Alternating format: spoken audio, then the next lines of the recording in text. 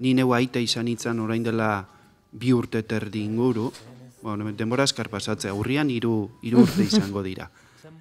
Eta aita izatearekin batera, bat azten da topiko danak. Betetzen, no? Bat guraso ez da izate, bueno, mesedez, hau eta bestia, baina bat aita izaten danen edo ama izaten danen, topikoak betetzen aztezea.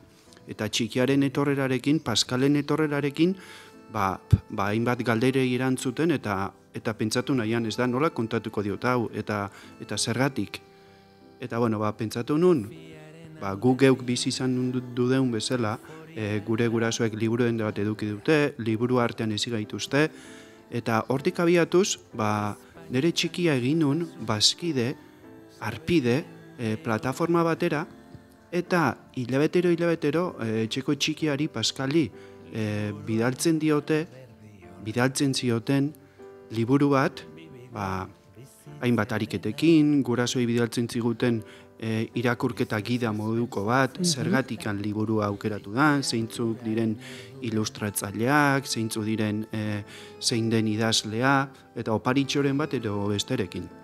Eta konturatzen itzan, timbria joala, gure txikiak, badaki zerbait datorrela. Azten da, liburua, eta liburua. Hortik abiatuz, esan ginen, eta holako zerbait egiten badugu euskeraz, zeren Paskale jasotzen zuen hori, ez zen euskerazko album ilustratu bat. Hortik tiraka, etxean sortu dugu, paperezkoak, altxor bat, hileroko arpidetza proiektua.